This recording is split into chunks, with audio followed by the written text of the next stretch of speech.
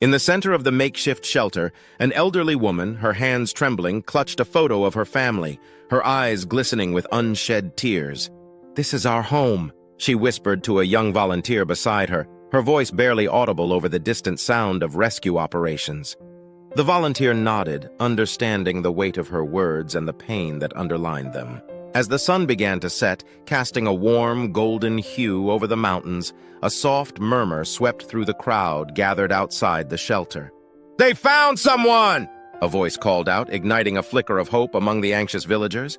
Families turned toward one another, embracing tightly, clutching hands, their faces reflecting a cocktail of fear and anticipation. The atmosphere, thick with tension, briefly lightened as they leaned in closer, yearning to share in whatever news had been unearthed amidst the rubble. Yet, as the initial wave of excitement sparked hope, reality set in when the rescue team approached, expressions grave and somber. "We've got good news, but—" the lead rescuer began, trailing off as the villagers held their breath, their hearts racing. In that moment, time seemed to freeze. The warmth of the sunset transformed into a cold blue shadow cloaking the crowd.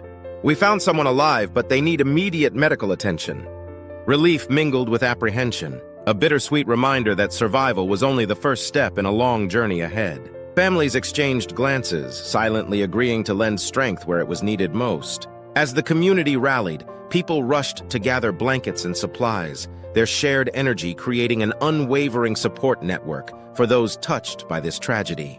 Each act of kindness stitched a patch in the tapestry of their resolve, proving once again that even in the darkest times, the light of hope could illuminate their path forward. The news spread quickly through the crowd, stirring emotions that had been held back by sheer will. An older man stepped forward, his eyes glistening with unshed tears as he raised his voice.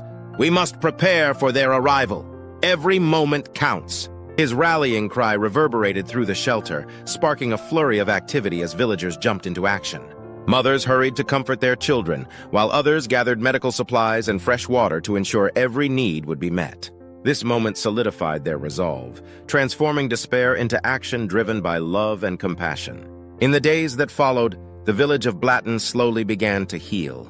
The community, once overwhelmed by their plight, emerged with renewed strength and unity, ready to rebuild their lives, honoring not only those they lost, but also the deep bonds that fortified their spirit.